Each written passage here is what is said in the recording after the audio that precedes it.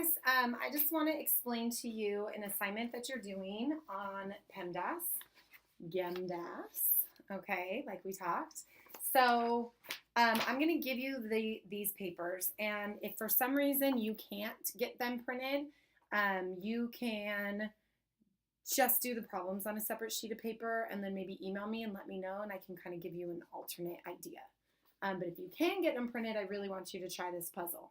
So what you're going to do is you have 2 pages. So this page has all the GEMDAS, PEMDAS problems. Okay, and it says A, B, C, D, and then you even have things like E2, what's another one? H2. Okay, so you can do all your work on here first. And if you can't get everything to print, I'll probably just take this. So put these on a separate sheet of paper, please.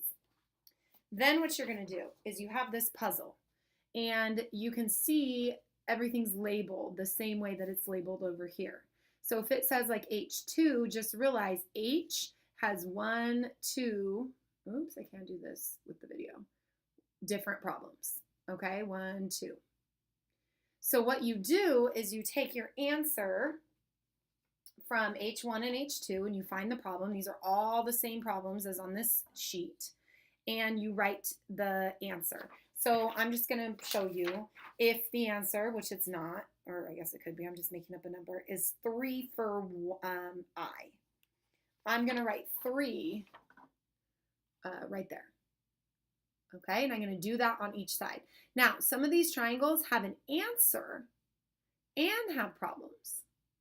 So what's cool is every time you have a problem on one of these other squares is an answer.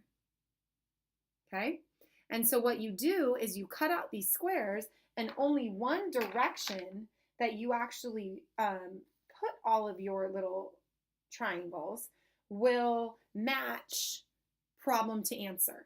Okay? So you want, like if I was putting the problem, if I was putting my triangle down, you'd want the problem and the answer, just like that, to be sitting right next to each other. Okay, so if you do all your math and nowhere in any of these squares is an answer, 2 things may have happened. One, it might be one of these end pieces, in which case you fill the answer in yourself. Or maybe you did the problem wrong. And you're going to kind of know if you did the problem wrong when you go to put this puzzle together.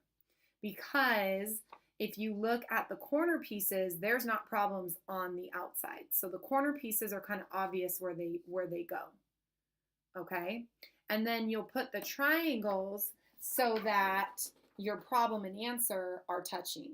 So like this one, let's pretend that this problem's answer is 9.